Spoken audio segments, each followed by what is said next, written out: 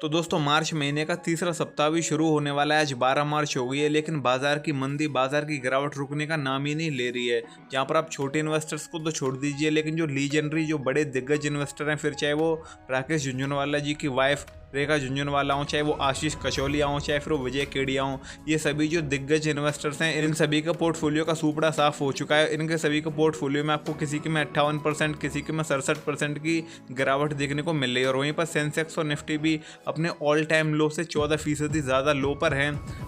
और बाजार में चल रही इस मंदी के कारण बाजार का पैसा धीरे धीरे करके मार्केट को छोड़कर जा चुका है। तो आज की इस वीडियो में हम आपको दिखाने वाले हैं दिग्गज इन्वेस्टर्स के पोर्टफोलियो में से कितना ज़्यादा घाटा उनको देखने को मिला है, कितना सूपड़ा साफ हुआ है उनके पोर्टफोलियो का। तो सबसे पहले बात करते हैं भारतीय शेयर बाजार के वॉरेन बफे कहे जाने वाले राकेश झुनझुनवाला जी के पोर्टफोलियो के बारे में।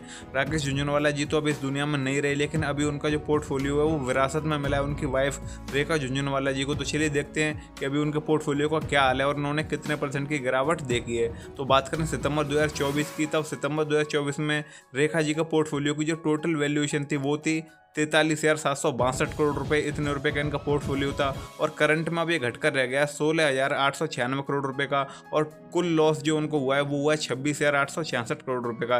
यानी कि इनकी जो कुल संपत्ति है वो 61.4% की दर से घट चुकी है। इतनी बड़ी गिरावट इनके पोर्टफोलियो में देखने को मिली है।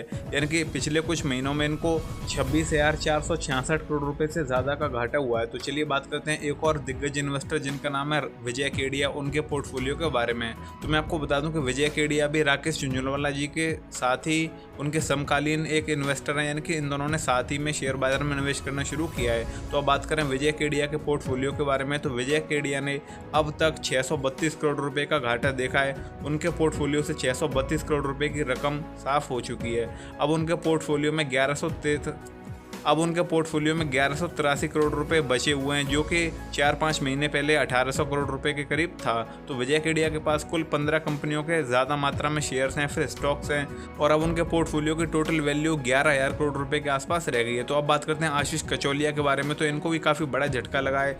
इनके पोर्टफोलियो में 557 करोड़ रुपये की गिरावट आई है। और सितंबर में इनके शेयर्स की वैल्यू 2928 करोड़ रुपये थी। यानी कि करीब 30,000 करोड़ रुपए का इनका पोर्टफोलियो था, जिसमें से 557 करोड़ रुपए साफ हो चुके हैं। अब ये घटकर 2331 करोड़ रुपए रह गए हैं। और अब इनका पोर्टफोलियो घटकर 2371 करोड़ रुपए का रह गया है। तो आप देख सकते हैं कि जो भारत के दिग्गज इन्वेस्टर्स हैं उनको भी कितने ज़्यादा मंदी का घाटा हुआ है। उनको भी 67%, 58% के दर से उनका पोर्टफोलियो साफ हो चुका है। तो एक छोटे इन्वेस्टर्स के तो क्या ही कहने।